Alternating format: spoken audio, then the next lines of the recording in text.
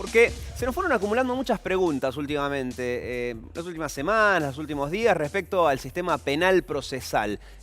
Ejemplos de las detenciones de Vudú y Debido, por esta jurisprudencia nueva que hay ahora de detengo a alguien porque tiene mucho poder y puede entorpecer una investigación, o el caso del crimen de esta nena de 12 años que se supo que el juez había liberado antes de tiempo a quien terminó asesinándola. Entonces nos preguntamos, ¿cómo funciona el sistema penal argentino? Y es por eso que hemos invitado a alguien que sabe mucho y que además es docente, como José Luis España.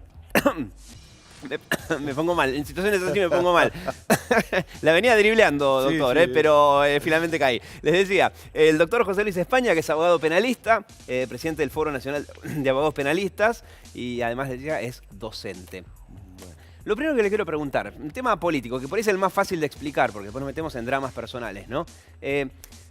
Hemos contado muchas veces que en el caso de Julio Debido, o después con Amado Vudú, lo que se aplicó es una jurisprudencia, usted corríjame, en donde la Sala 2 de la Cámara Federal dice que se puede detener a alguien casi preventivamente, por más que ni siquiera esté procesado, porque es alguien muy poderoso que puede llegar a destruir pruebas, por ejemplo.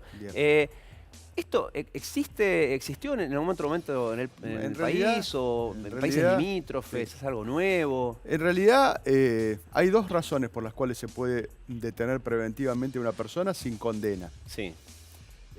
Primero, lo que nosotros llamamos peligros procesales, es decir, aquel que en razón de su conducta o su actitud frente al proceso pueda o entorpecer la investigación, por ejemplo, destruyendo pruebas, amenazando testigos, buscando de alguna manera que la prueba que lo puede llegar a responsabilizar se destruya, desaparezca o se desvirtúe. Es decir, esto ya existió desde siempre. Siempre. El hecho de detener a alguien preventivamente por las dudas que pueda destruir pruebas. Desde siempre, digamos, desde el derecho procesal moderno. Ajá. Las únicas dos razones, inclusive esto tiene un fundamento en los pactos internacionales que ha firmado Argentina. Bueno, hay dos razones. Sí. O entorpece la investigación o hay un peligro de fuga. Claro.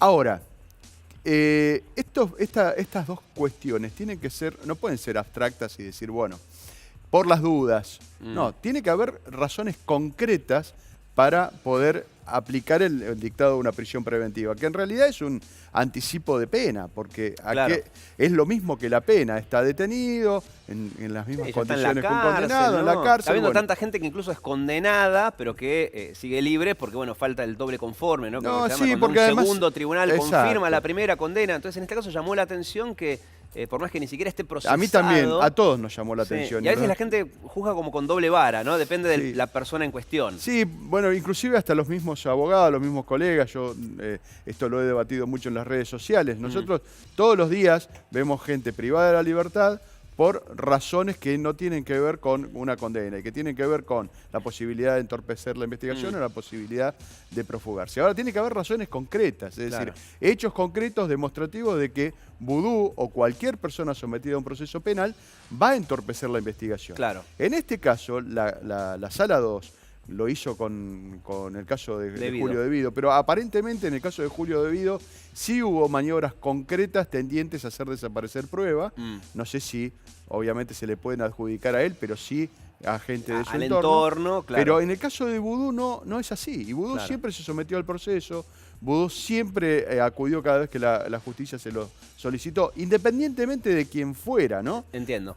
Es decir que, digamos, la Cámara Federal en su momento sacó esta resolución, pero hablando de Julio Debido. Hablando tomar el ejemplo de Julio Debido. Para otros casos es lo que quizás hace un tanto de... Esto no es nuevo, digamos. La Cámara en este caso habló en la situación de Julio Debido, pero en otros casos que nosotros hemos tenido, que los abogados tenemos todos los días, la posibilidad de contar con medios económicos, con cierto grado de poder, siempre es una presunción de que se puede entorpecer la investigación o profugarse. Claro. Bien.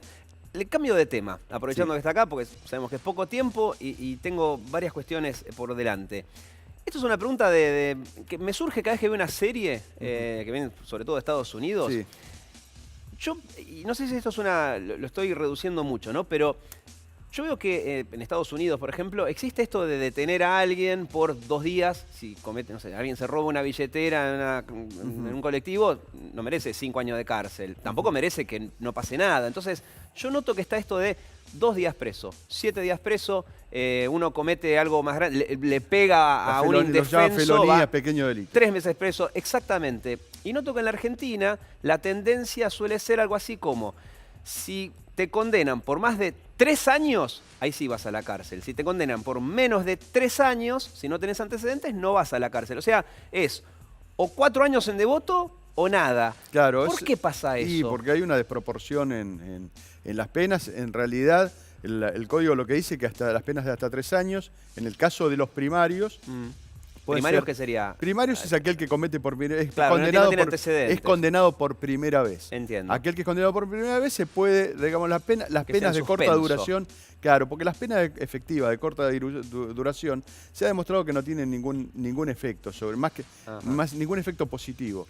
Más que nada tienen efectos negativos, sobre todo en el sistema carcelario que tenemos nosotros. Claro, ¿no? claro. Que alguien que no tiene antecedentes de golpe tenga que ir 2 meses a Devoto, por ahí el castigo es más grande que el que en principio se le quería dar. ¿Tiene que ver esto con la idea de puerta giratoria que hay en, sí, eso en es la un Argentina? concepto... Esto de la policía que detiene a un ladrón, pero que a los 3 días ya lo de vuelta en la calle. Por eso yo decía, ¿y no está la posibilidad de que vaya 10 días preso? En realidad aquel que es reincidente, sí. Por más que se le aplique un solo día, 2 días, 3 días, va a quedar detenido. ¿Existe Inclusive, eso de la puerta giratoria? Esa es la pregunta, ¿no? Es como un mito urbano. Es un mito urbano, está instalado por los malos políticos, instalado también por los medios de comunicación, los medios masivos de comunicación. La verdad que la puerta giratoria no existe. Los abogados penalistas lo vemos todos los días. Cada vez es más complejo, digamos, el uso de la prisión preventiva es masivo, es decir, cuando tiene que ser una excepción es una regla. Entonces, cada vez se nos hace más complicado mantener a nuestros clientes en libertad, por más que hayan cometido quizás delitos menores. Claro. Entonces, y ahí nos vamos al otro extremo, porque por un lado está esta sensación de puerta giratoria, mirá, lo detuvieron y ya está libre, pero al mismo tiempo, si lo ves desde el otro punto de vista, ¿cuánta gente que hay presa sin una condena, ¿no? Por la famosa prisión preventiva. Un porcentaje muy alto. O sea, en el 70% de los casos, 70-80% de los casos, son detenidos sin condena. Claro. Y esto tiene que ver con el atraso del sistema judicial, que no resuelve las cuestiones rápidamente, con la falta de idoneidad de muchos de los operadores del sistema judicial. Esto de que, bueno, no pasa nada si se comete un delito. Lo de la puerta giratoria no existe. Los delitos son castigados, muchas veces hasta mal castigados. Hay un exceso en el uso de la prisión preventiva y un exceso en la posibilidad de que la gente use las herramientas que realmente le corresponden y que están dadas por la ley. Le hago una consulta de un tema concreto y después uno más global. El caso de Abril Bogado, esta nena de 12 años que murió porque un delincuente, él dice que se le escapó un tiro, murió en el acto. Después con el tiempo se supo que un juez le había autorizado a salir de la cárcel cuando en realidad su condena por un crimen anterior terminaba a mediados del año que viene. Sí. Que muchos igual hacen un paréntesis de si hubiera cumplido la totalidad de la condena, esta misma persona quizás hubiera cometido otro delito, no el de Abril, pero... No, quizás hubiera cometido el de Abril cuando cumplía la totalidad de la condena. Claro. El problema acá no es cuando... Es tan así que, ¿cómo es el tema de que los jueces, si se condena a una persona, lo pueden liberar antes? ¿Cómo funciona Hay una ley de ejecución penal. La pena la pena no es para castigo, dice la Constitución, sino para reeducación y resocialización de la persona que es condenada. La pena tiene una aplicación progresiva. Entonces, a medida que transcurre el tiempo, se van obteniendo determinados beneficios que están en la ley. Para eso hay que cumplir algunos requisitos. El juez consideró, les aclaro que el juez Villafañe es una persona absolutamente respetada en el ámbito judicial, que se ocupa, como pocos, de su juzgado, que conoce personalmente a cada uno de los condenados que tiene que resolver su situación, pero actúa en el marco de lo que dispone la ley. La ley establece que se pueden gozar determinados beneficios si se cumplen algunos requisitos. Estaban cumplidos los requisitos. Tanto estaban cumplidos que el juez Villafañe resuelve otorgarle la libertad, el fiscal apela y va a la Cámara, y la Cámara dice, el juez Villafañe tiene razón. Entonces acá lo estamos juzgando a un juez que se debe ocupar de resolver estas cuestiones, pero la Cámara de Apelaciones confirmó lo que el juez decidió.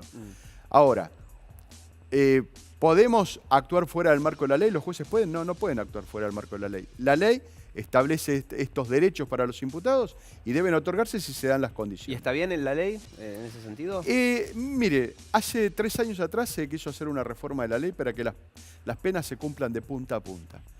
El que estuvo a cargo de la comisión reformadora fue el doctor Zaffaroni. Y sin embargo, por mezquindades políticas, no se votó ese proyecto de ley. Ese proyecto de ley establecía penas de cumplimiento efectivo, sin posibilidad de salir sin antes. posibilidad de libertad ¿Está bien condicional? o mal? Saliendo de este caso, que obviamente ante la sensibilidad que provoca la muerte de una nena de 12 años, uno como ya tiene una opinión preformada, pero hablando en abstracto, ¿está bien esto? ¿Estaría bien que cumplan la totalidad o está bien esto de cumpliendo determinados requisitos de buena conducta, etcétera, salgan antes? Lo que estaría bien es que el sistema penitenciario funcione como corresponde, reeduque, resocialice, permita la posibilidad de que los detenidos, todo el tiempo que están condenados, puedan estudiar, puedan trabajar y sean útiles para la sociedad cuando salgan. No lo hace el servicio penitenciario, no lo hace. Entonces, están fallando las instituciones. No es que están fallando los jueces, fallan las instituciones. Bueno, en otra oportunidad lo convocaremos para hablar de instituciones, cárceles, etcétera, porque el tema da para largo. Ha sido muy claro, ¿eh? Se nota que es docente, doctor. Muchas gracias.